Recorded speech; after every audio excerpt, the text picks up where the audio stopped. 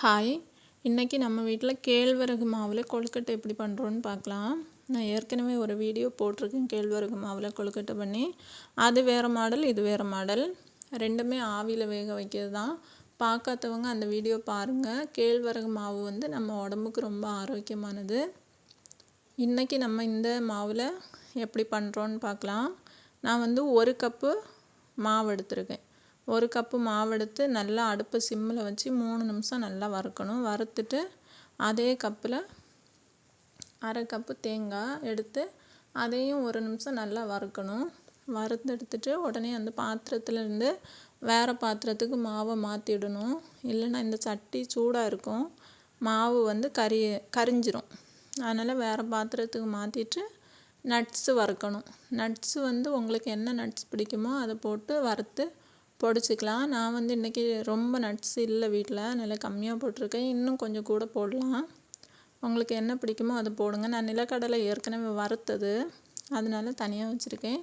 நீங்கள் கடையில் வாங்கினா அதையும் வறுத்து போடுங்க.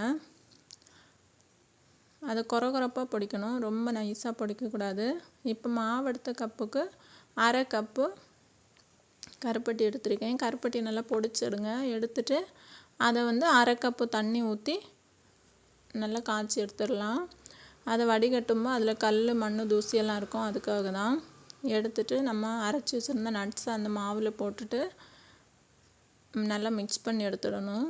மிக்ஸ் பண்ணிவிட்டு அதில் 1 ஸ்பூன் நெய், 1 பிஞ்சு உப்பு போட்டு நல்லா மிக்ஸ் பண்ணிவிட்டு இந்த கருப்பட்டி தண்ணியை கொஞ்சம் கொஞ்சமாக ஊற்றி, தண்ணி சூடாக இருக்கும் அதனால் கொஞ்சம் கொஞ்சமாக ஊற்றி கை வச்சு கிளறக்கூடாது. ஸ்பூன் வச்சு ஃபஸ்ட்டு கிளறிட்டு சூடு ஆறின பிறகு கை வச்சு நல்லா உருண்டையாக பிடிச்சி வச்சுக்கலாம். உங்களுக்கு எந்த மாடலில் உருண்டை பிடிக்கணுமோ அந்த மாடலில் பிடிச்சிடுங்க. இந்த மாவை கிளறும் போதே அடுப்பில் வந்து இட்லி குண்டானில் தண்ணி வச்சுட்டா நம்ம மாவை இந்த உருட்டி முடிஞ்சோடனே தண்ணியும் கொதிச்சிரும், அதை அடுப்பில் வச்சிடலாம். அதனால் நான் வந்து தண்ணி அடுப்பில் வச்சுட்டு இனி இதை உருண்டை பிடிச்சி அடுப்பில் வச்சிடலாம்.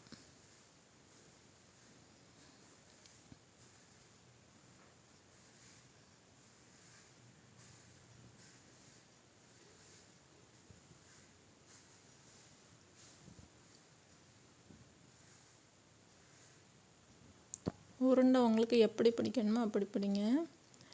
இப்போ இந்த அடுப்பில் வச்சுட்டேன். 10 நிமிஷம் நல்லா மூடி வேக வச்சிடலாம். வச்சு சூடாக இருக்குது, ஆறினோன்னு எடுத்து காட்டுறேன். ஆறிட்டு சாஃப்டாக இருக்குது பாருங்கள், நல்லாயிருக்கும் சாப்பிட. இதே போல் ட்ரை